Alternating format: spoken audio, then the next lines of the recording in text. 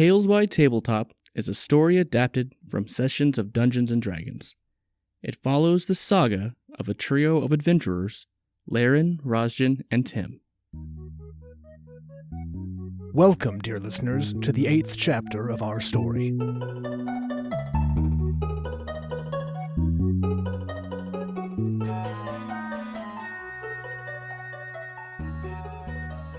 Cassandra brings the adventurers their food, and Rosjen eagerly dives in. Laeran and Tim are only half done before she starts on her second round. Tim continues to bother Laeran about the guest list for the spectacular party he's not invited to. Rosjen, after clearing her third bowl of soup, opens up the old calligraphy set.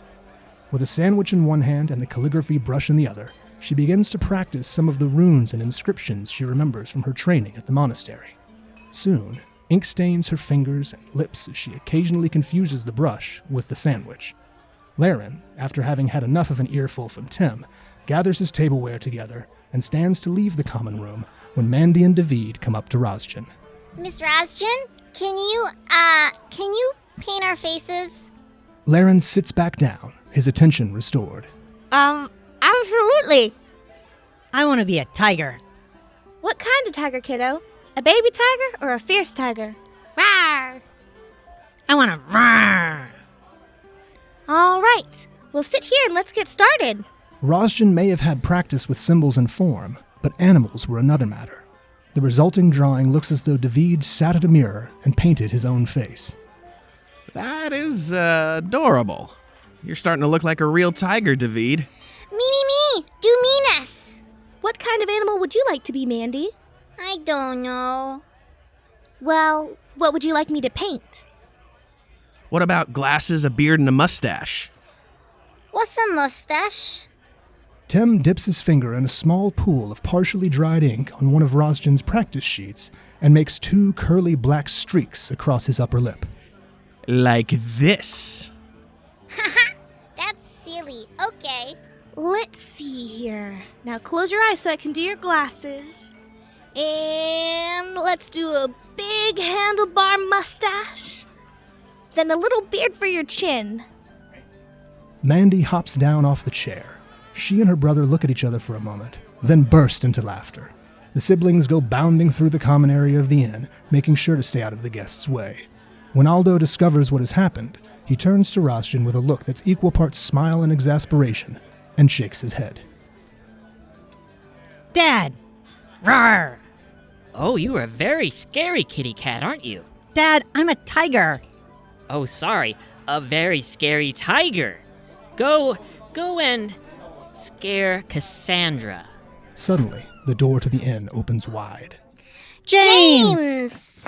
The 2 halfling children run to the door to greet a pale, green-skinned boy. He looks to be a few years older than them, standing a full head taller and with broader shoulders. He grins wide, revealing a small pair of tusks.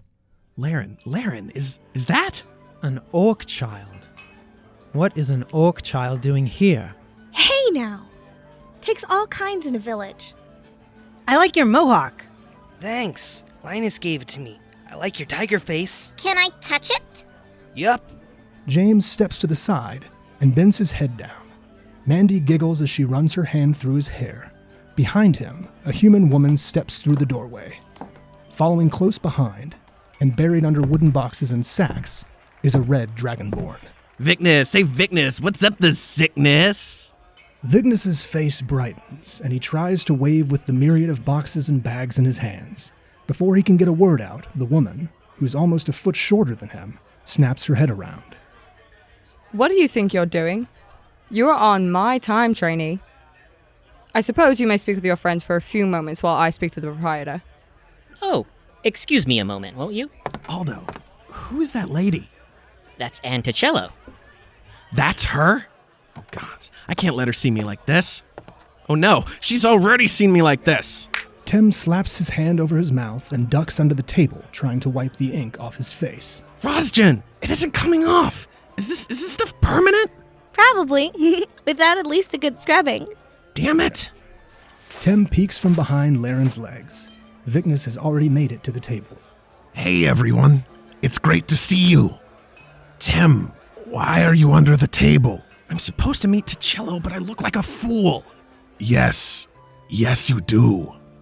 I can't hear them. What are they talking about? Is it about me? Hello, Vicnys. Please forgive Tem. He is excited about the party. How have you been? Wonderful. They've welcomed me as a knight. Well, in training anyway.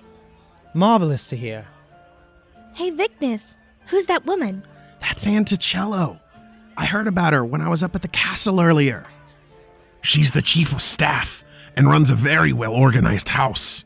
I'm doing my service hours for the keep with her right now. The path of the children's play leads them barreling down the common area towards the party at their table. James carries Mandi on his back with David close in tow, all of them laughing. She seems really strict. Listen, y'all gotta cover for me. I'm gonna go upstairs to try to wash this stuff off my face. Tem crawls out from the table using the children's commotion as a distraction. He hurries upstairs to his room with his hand over his mouth, trying to look nonchalant. Laeran, Rosjen, and Vicnys look on in bemusement. Okay. Well, since we have an open chair, why don't you take a seat, Vicnys? Thanks. The community service isn't the only part of training, of course. They've given me a very important task. Vicnys looks over his shoulder at Anne and Aldo, who are both talking to each other with their backs to the table. Occasionally, they point to an open book in Anne's hand. Vicnys leans close to Laeran and Rosjen. They want me to personally deliver an invitation. Who? Do we know them? Doubtful. I don't know if you know this, but I've been told there's an entrance to the Feywild, somewhere in the forest outside of Brevery. Yes. We have encountered such a phenomenon. You have? Yep, we ran into a couple pixies named Bimmy and Trista. So you've already met the local Fey, and you know where to find a door. Yes, and we were very polite. Do you need some help finding its location? Well, yes, that would be very helpful. I have to deliver the invitation to the Fairy Prince or Lord or whoever rules over this area in the Feywild. That makes sense. The sovereigns of goodly folk do hate to be left out of high society affairs. There's much I don't know about the Feywild, and I would gladly take any help you could give me. I plan to head out tomorrow. When is the party? In 5 days, so I need to leave as soon as I can. Can I meet you here tomorrow morning? I expect this will be done on time. Anne Ticello's voice pierces through the mild din in the room. Oh, yes, of course. Are these the adventurers that rescued David? Yes, ma'am. Anne Ticello's heels punctuate every step on the wood floor as she moves to speak to Laeran and Rosjen. Vicnys stands from his chair and offers it to Anne. She sits down and smooths her apron flat in her lap. I am told you saved David's life. That is correct, madam. Is it true there were abominations in a cave nearby? Rosjen stiffens slightly in her seat, her hand absent-mindedly rubbing the leg the monster used to lift her up and slam her against the cavern wall. Yes, ma'am. We have made contact with the local guard. I am told they plan to explore the area tomorrow. And do you plan on accompanying them? We are, undecided at the moment. Well then, I will speak to the town guards anyway, and see to it that they are suitably equipped for tomorrow's excursion. Vicnys, go and gather our things. Yes, ma'am. Suddenly, the orc boy runs up and throws his arms around Anne, hugging her tightly. Can Mandi and David come over to play? Anne looks at the boy with a soft smile. No, child. We have too many stops to make still. Vicnys, let's go. James runs over and hugs David and Mandi around the neck, then bounds out the door ahead of Anne. Vicnys nods and smiles at Laeran and Rosjen as he arranges the boxes and bags that he's carrying. With everything gathered up, he follows Anne and James out of the inn. Tim comes walking down the stairs, his face red, wearing a formal vest and jacket. Damn it, did I miss them? Maybe I can catch up to them. I wouldn't. We have a more pressing issue to discuss, Tim. Vicnys has requested our aid tomorrow. We can't. We're supposed to go to that iron gate with the guards in the morning. We have to figure out what's behind it. I know, but this is different. Vicnys needs help to deliver an invitation to the party. Wait, what?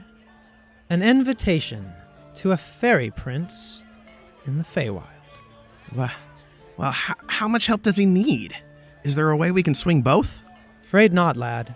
He is set on meeting us here tomorrow morning with our answer. And as much as I hate to say it, I think we should help Vicnys. I agree.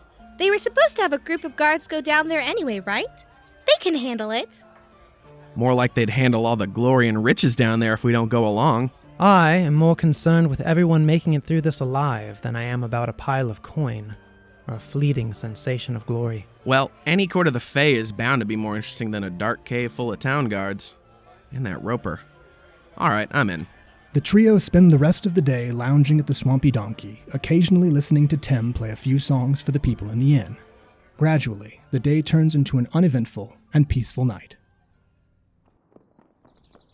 The muffled sounds of small feet and the quiet laughter of David and Mandi in the adjacent hall gently wake Laeran from a particularly restful night's sleep.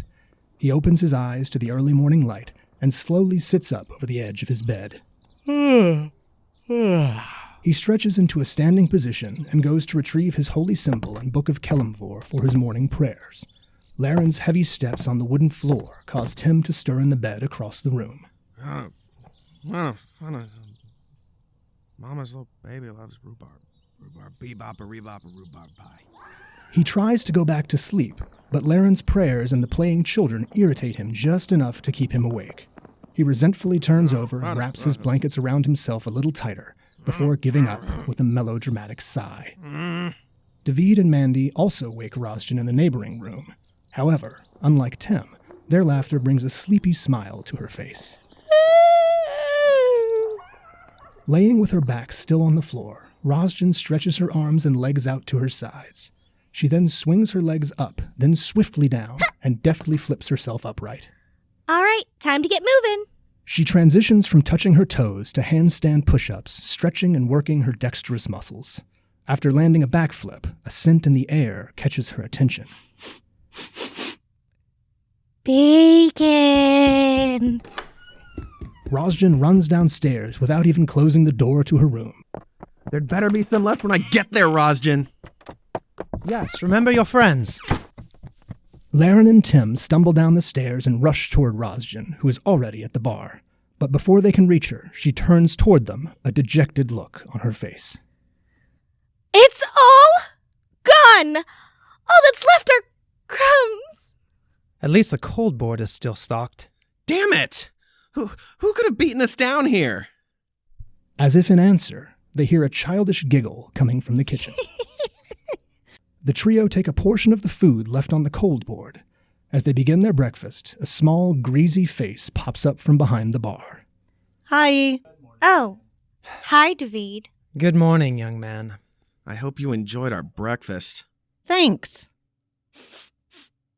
You smell like yesterday. Bye. David drops down behind the bar and disappears back into the kitchen. Whatever, I smell just fine. More like sour wine.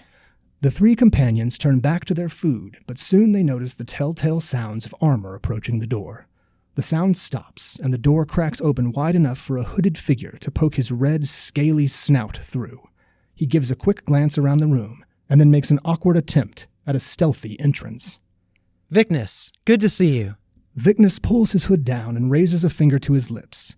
He is dressed in full armor emblazoned with Bavarian heraldry. Shh. Has anyone come to talk to you about what I mentioned yesterday? Don't worry, we haven't told anyone. No one's here but us and a couple of bacon-thieving kids. Good. This is my first real assignment as a Knight of Breviary. I have to succeed. Are you sure you're ready? Good gods, Tim, you smell like week old moldy bread. Hey, all right, geez, I get the picture.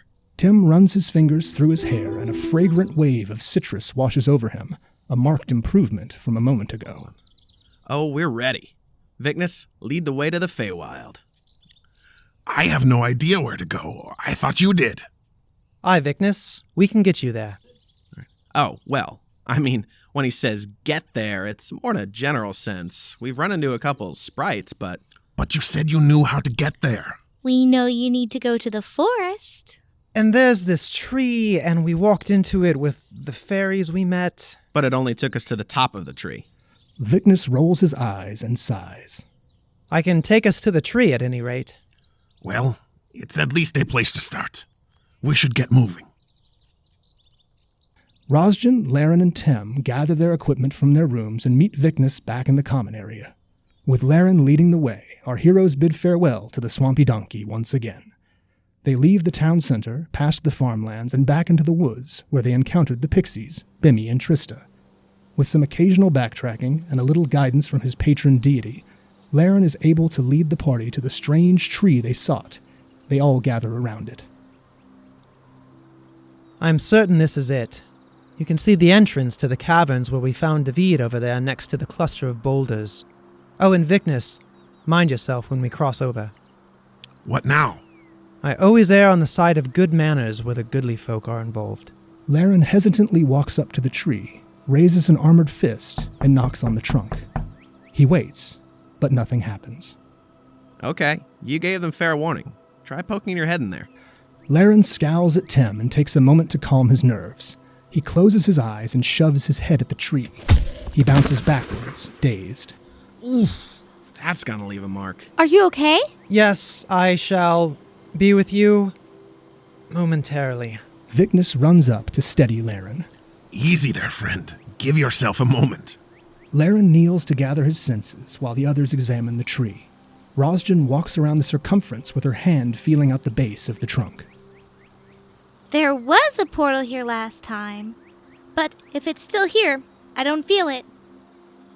And I'm not sensing any magical auras. What's the deal? Maybe there's a secret knot that activates the portal.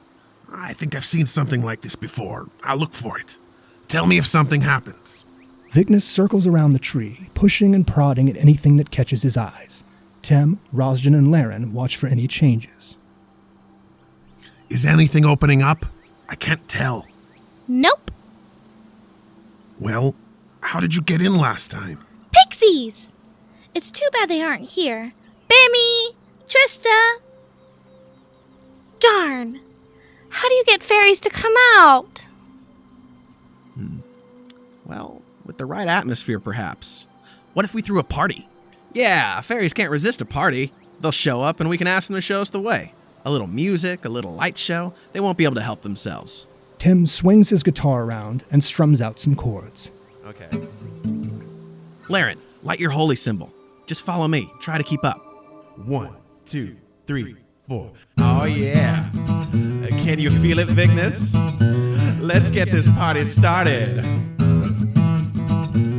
Gonna have a pixie party. Spread your wings and move your feet. Feel the music and the lights. Hypnotize ya as we get moving to a pixie party, yeah. A pixie party, alright. A pixie party, yeah. A pixie party, alright, yeah. Let the rhythm hold you. Let the dust swirl around. Feel your body getting lighter. 'Cause pixies get much higher at a pixie party, yeah. Pixie party, alright. At a pixie party, yeah. Pixie party, alright, yeah. As the song comes to an end, the two pixies come bursting out from behind the tree, trailing glittering dusts of blue and green, giggling and laughing with glee, flying and dancing around the group. Yay! Great song! Ooh, shiny! Bimmy is drawn to the light cast by Laeran's holy symbol and immediately begins to dance around it, making grunting, rhythmic noises. Hey again, little friends. Must be nice to be able to say that for once. Hush you. What brings you back into the woods? Oh, baby. The look on Laeran's face goes from mild amusement to mild discomfort as the pixie begins to twerk midair. We need to get somewhere. Tem nudges the dragonborn forward, who stares at the pixies with a look of awe and uncertainty on his face. Vicnys, buddy, let the nice pixies know about your mission. I've never seen pixies before. It's all right. They're friends. You can trust them. Right. Okay, yes. So I have a letter of invitation I'm supposed to deliver to the prince or whoever is the leader of the Feywilds in this area. Wait, you don't know who you're looking for? Not exactly. All they told me was to prove myself to the court. I was to bring this invitation for the gala. I don't think anyone in Brevery really knows who the Fey are, only that they're here in the forests around Brevery and the Feywild itself. Ah, a diplomatic mission. Reminds me of old times. Oh, I know. You must be talking about the monarch. Who's the monarch? Like a giant butterfly? Now, silly. The monarch is the one who rules over all the nearby Feywilds. Well, that definitely sounds like who we're looking for. Do you know where to find them?